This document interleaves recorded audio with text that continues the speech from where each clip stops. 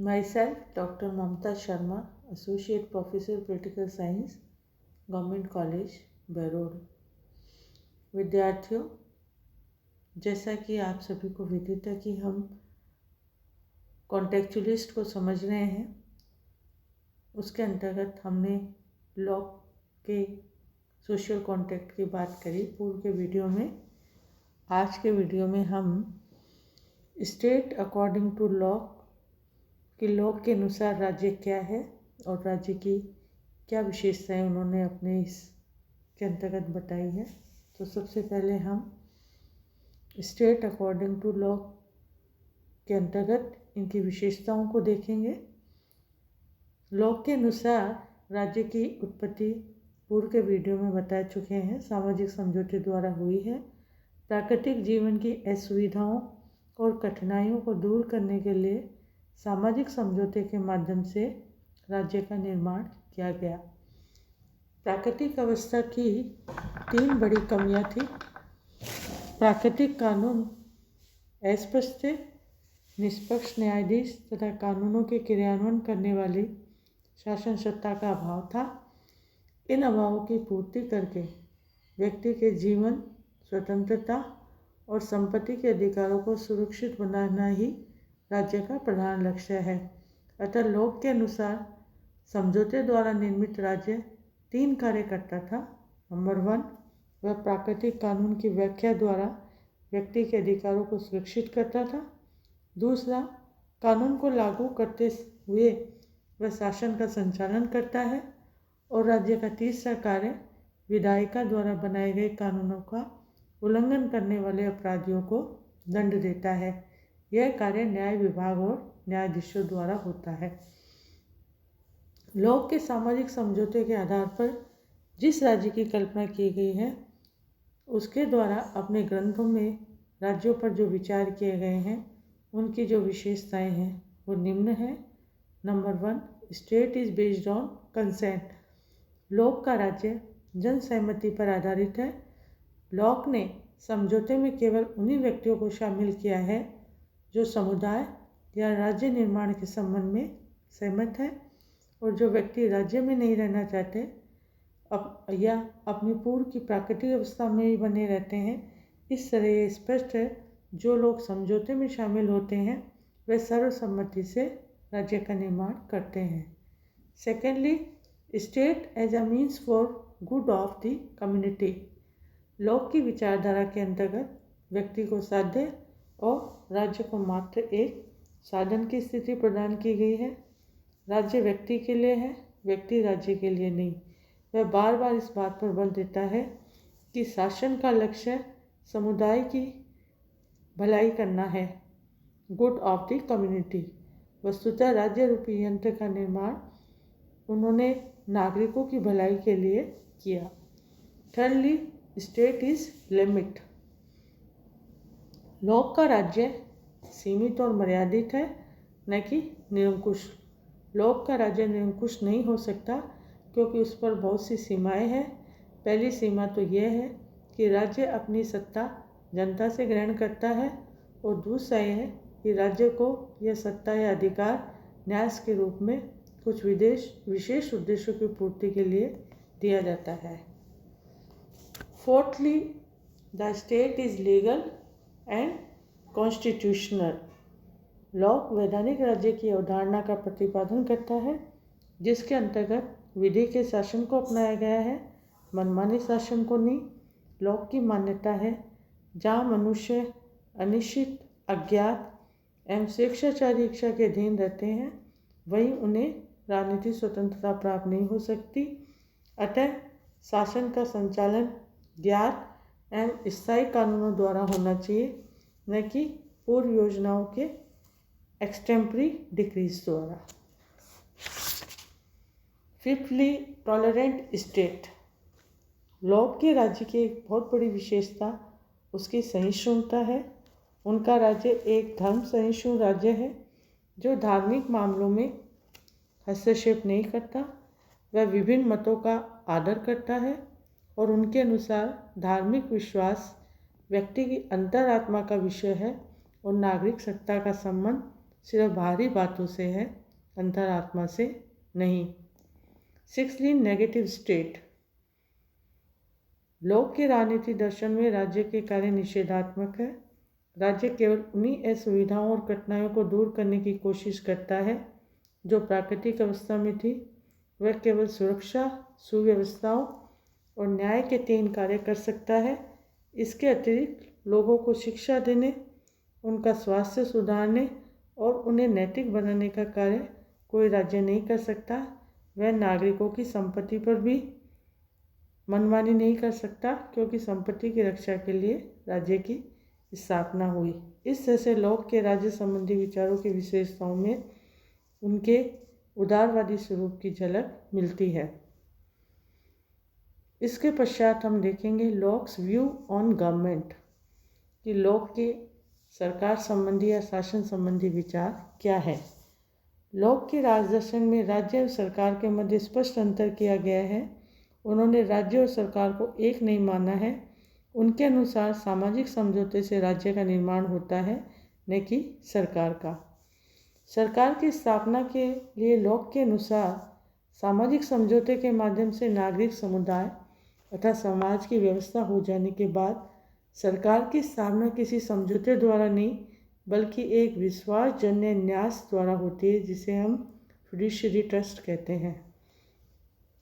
समाज तथा सरकार के पारस्परिक संबंधों के बारे में लॉक ने संविदा के स्थान पर ट्रस्ट शब्द का प्रयोग इसलिए किया है कि वह सरकार को समाज के अधीन रखना और इस बात पर जोर देना चाहता है कि सरकार जनहित के लिए स्थापित है और ट्रस्ट की अवहेलना करने पर उसे हटाया जा सकता है। अतः लॉक के अनुसार राज्य एक समुदाय है, पॉलिटिकल सोसाइटी है, जो लोगों के समझौते द्वारा संगठित किया जाता है, पर सरकार वह है जिसे वह समुदाय अपने कर्तव्यों को व्यवहारिक स्वरूप देने के लिए ट्रस्ट के रूप में निर्मित करता है। तत्पश्चात हम देखेंगे कि सरकार के कार्य क्या है। इसी के अंतर्गत लॉक ने बताया है कि मनुष्य के राज्य में संगठित होने तथा अपने आप को सरकार के अधीन रखने का महान एवं मुख्य उद्देश्य अपनी संपत्ति की रक्षा करना है। यहाँ लॉक ने संपत्ति शब्द का प्रयोग व्यापक अर्थों में किया है। उनकी संपत्ति की धारणा के अंतर्गत जीवन तथा स्वतंत्रता भी शामिल है। प्रत्येक व्यक्ति के जीवन, संपत्ति तथा स्वतंत्रता की रक्षा करने के लिए सरकार को 3 कार्य करने होते हैं। पहला कार्य मानव जीवन की व्यवस्थित रखने और समस्त विवादों का निर्णय करने के लिए उचित अनुचित, न्याय अन्याय का मापदंड निर्धारित करना, अर्थात प्राकृतिक कानून की सर्वमान्य व्याख्याएं प्रस्तुत करना। यह कार्य सरकार के व्यवस्थापक का अंग है। सरकार का दूसरा कार्य एक ऐसी निष्पक्ष शक्ति की स्थापना करना है जो कि स्थापित कानूनों के अनुसार व्यक्तियों के पारस्परिक विवादों पर निर्णय दे सके, और इसे हम सरकार का न्यायिक कार्य कह सकते हैं। और सरकार का तीसरा कार्य है दूसरे समाजों तथा दूसरे नागरिकों से समाज तथा उसके नागरिकों के हितों की रक्षा करना। इस तरह से लॉक ने अपने शासन और सरकार संबंधी विचारों को इसके अंतर्गत प्रतिपादित किया है। तत्पश्चात हम देखेंगे locks view on natural rights and private property. प्राकृतिक अधिकारों की धारणा लॉक के राजनीति दर्शन का सार है। प्राकृतिक अधिकारों की सुरक्षा के लिए ही समझौते द्वारा राजनीतिक समुदाय का निर्माण होता है। शासन का प्रमुख कार्य अधिकारों की रक्षा करना होता है। अतः लॉक के अनुसार प्राकृतिक अवस्था में व्यक्तियों को 3 अधिकार प्राप्त थे: जीवन का अधिकार, स्वतंत्रता का अधिकार और संपत्ति का अधिकार। जीवन के अधिकार प्राकृतिक कानून से प्राप्त होते हैं। अतः प्रत्येक व्यक्ति को आत्मरक्षा का अधिकार है, क्योंकि अपना जीवन सबको प्रिय है और उसे सुरक्षित रखना प्राकृतिक अधिकार है। सेकेंडली, स्वतंत्रता के अधिकार से लोक का आशय है कि अपनी ही इच्छा के अनुसार कार्य करना तथा किसी अन्य की इच्छा के अनुसार कार्य करने के लिए बाध्य न होना। और संपत्ति के अधिकार के अंतर्गत उसका उन्होंने विस्तार से प्रतिपादन किया है कि संपत्ति के अधिकार की धारणा का प्रयोग वह संकुचित और व्यापक दोनों ही अर्थों में करता है। व्यापक अर्थ में संपत्ति से तात्पर्य जीवन, स्वतंत्रता और संपत्ति से है, और संकुचित अर्थ में संपत्ति के अधिकार का प्रयोग व्यक्तिगत संपत्ति के अर्थ में किया जाता है।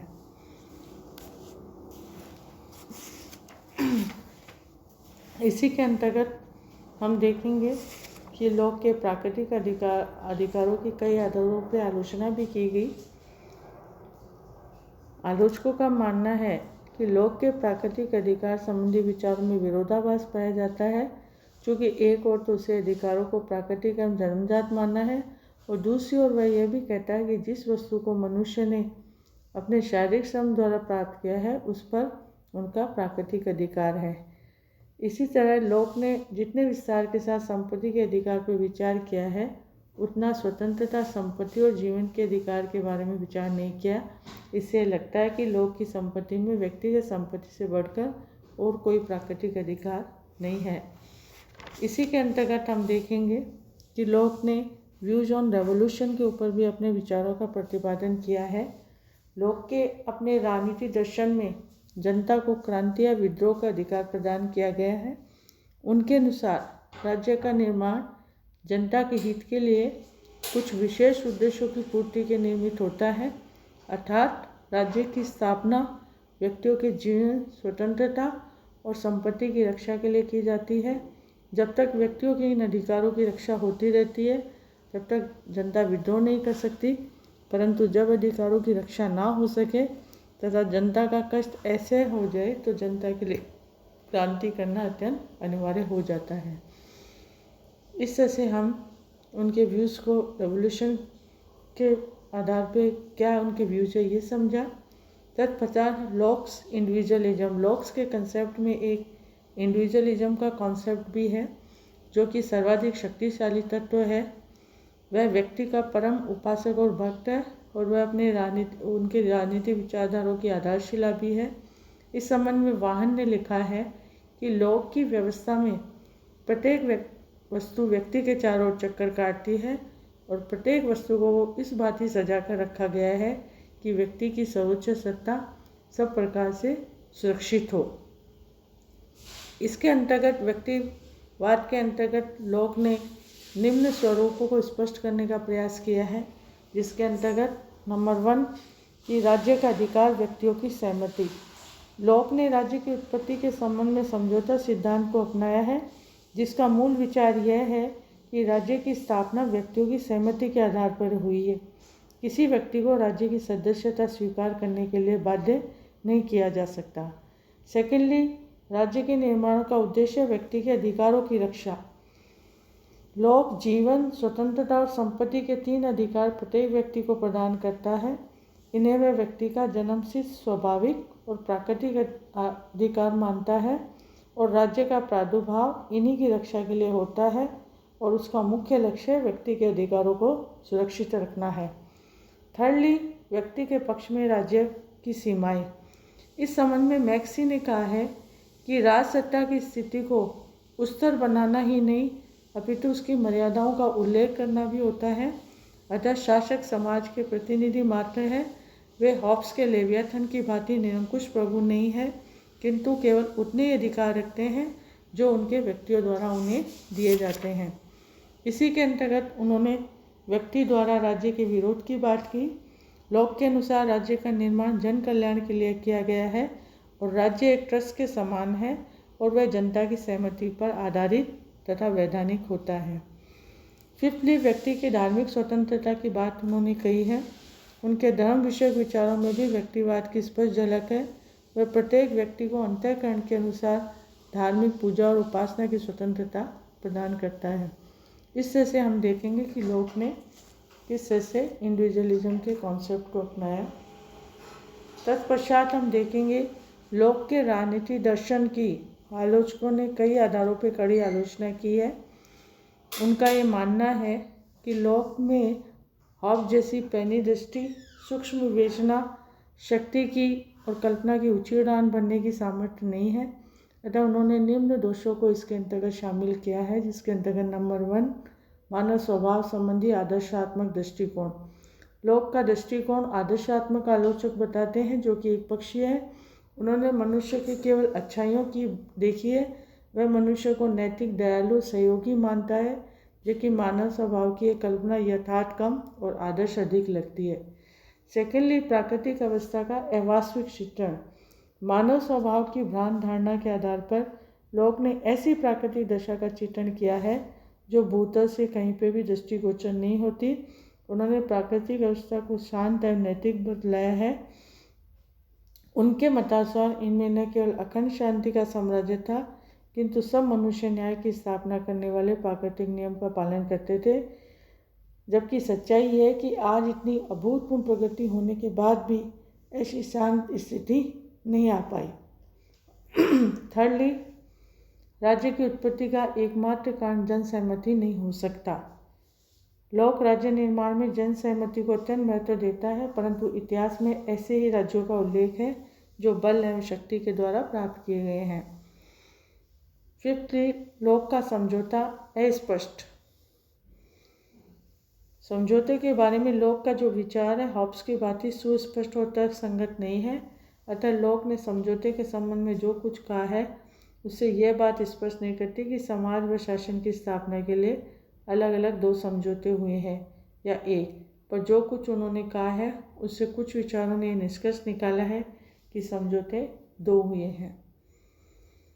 तत्पश्चात प्राकृतिक अवस्था में अधिकारों को मान्यता देना नितांत भ्रमपूर्ण। लोक ने प्राकृतिक अवस्था में जीवन, स्वतंत्रता और संपत्ति के अधिकारों के अस्तित्व की बात की है, जबकि राजनीति समाज के निर्माण में अधिकारों का अस्तित्व मात्र काल्पनिक है। इनकी आलोचना के आधारों में कहा है निरंतर क्रांति की आशंका रहती है इसके, और लास्टली राज्य के स्वरूप का कोई मौलिक सिद्धांत नहीं है। इनका ये मानना है कि लोक के राज्य एवं सरकार की शक्तियों के विवरण को देखकर ऐसा नहीं लगता कि उन्होंने किसी मौलिक सिद्धांत का प्रतिपादन किया है। इसी के अंतर्गत वैयक्तिक संपत्ति के संबंध में भी उनकी भ्रांत धारणा है, क्योंकि वैयक्तिक संपत्ति के संबंध में लोक के विचार पूंजीपति वर्ग को अनुचित रूप से प्रबल समर्थन करते हैं। उनके अनुसार जब कोई व्यक्ति प्रकृति प्रदत्त वस्तुओं को अपने श्रम से उपयोगी बना लेता है तो उन पर उनका व्यक्तिगत अधिकार हो जाता है। इससे स्पष्ट है कि उसने पूंजीवाद का प्रबल पोषण किया है। इससे से हम देखेंगे कि आलोचकों ने लोक के दर्शन की कई आधारों पर आलोचना की, लेकिन राजनीति चिंतन के इतिहास में जॉन लॉक का जो महत्व है, उसकी इम्पोर्टेंस और and impact of John lock in the history of political thought, कि राजनीति चिंतन के इतिहास में लॉक का महत्व और प्रभाव है। इसके अंतर्गत इसके निम्न कारण हैं। नंबर 1 कि लॉक एक उदारवाद का जनक है। उसने अपने विचारों के माध्यम से उदारवादी सिद्धांतों का प्रतिपादन किया है। सेकेंडली, लॉक के राजदर्शन में व्यक्तिवाद का प्रबल पोषण मिलता है। व्यक्तियों को प्राकृतिक अधिकारों से विभूषित कर व्यक्ति की आत्मा की सर्वोच्च गरिमा को स्वीकार करता है। थर्डली, जनता की सहमति पर आधारित कॉन्स्टिट्यूशनल गवर्नमेंट का विचार लॉक की महत्वपूर्ण देन है। इससे से हम देखेंगे कि लॉक के राजनीति सिद्धांत न केवल इंग्लैंड को प्रभावित नहीं किया, वह फ्रांस में प्रविष्ट हुआ, रूसों के माध्यम से फ्रेंच राज्य क्रांति में आया और यह उत्तरी अमेरिका की बस्तियों में प्रविष्ट हुआ और सैमुअल एडम्स और थॉमस जेफरसन के माध्यम से अमेरिका की स्वतंत्रता की घोषणा में भी इसका समावेश हुआ। इससे से हम कहेंगे कि लॉक का राजनीति दर्शन में या राजनीति चिंतन के इतिहास में एक महत्वपूर्ण स्थान है। आज के वीडियो में हम इतना ही देखेंगे। नेक्स्ट वीडियो में हम नेक्स्ट थिंकर को लेंगे। धन्यवाद।